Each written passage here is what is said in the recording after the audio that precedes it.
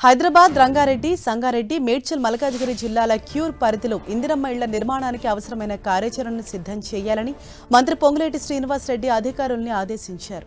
హైదరాబాద్ నగరంలో నివసించే పేద ప్రజల జీవనోపాధికి ఇబ్బంది లేకుండా స్థలాలను గుర్తించాలని సూచించారు. క్యూర్ పరిధిలో ఇందిరమ్మ ఇళ్లకు, డబుల్ బెడ్రూమ్ ఇళ్లకు పారదర్శకంగా లబ్ధిదారుల ఎంపిక ఉండాలన్నారు.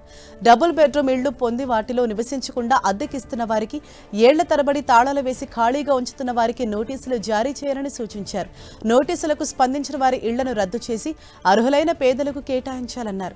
ఇప్పటి వరకు ఎంతమందికి నోటీసులు ఇచ్చారు, ఎంతమంది స్పందించారు, అక్కడ నివాసం ఉండకపోవటానికి వారు చెప్పిన కారణాలపై ఆరా తీశారు.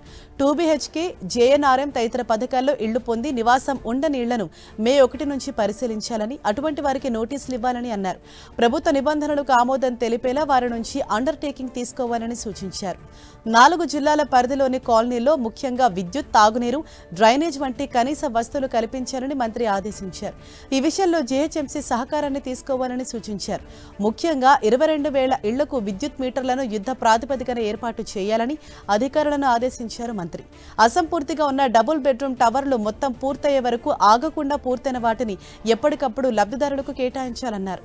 అదేవిధంగా వివిధ కాలనీలో ఉన్న వాణిజ్య సముదాయాలను అద్దె ప్రాతిపదికన కాకుండా వేలం పద్ధతిలో విక్రయించాలని, ఆ డబ్బును అక్కడి సొసైటీ, ప్రభుత్వం పేరిట జాయింట్ అకౌంట్ పేరిట వేయాలన్నారు. ఈ సమావేశంలో గృహ నిర్మాణ శాఖ కార్యదర్శి MD VP గౌతమ్, హైదరాబాద్, రంగారెడ్డి, సంగారెడ్డి, మేడ్చల్, మల్కాజ్గిరి జిల్లాల కలెక్టర్లు, ఇతర అధికారులు పాల్గొన్నారు.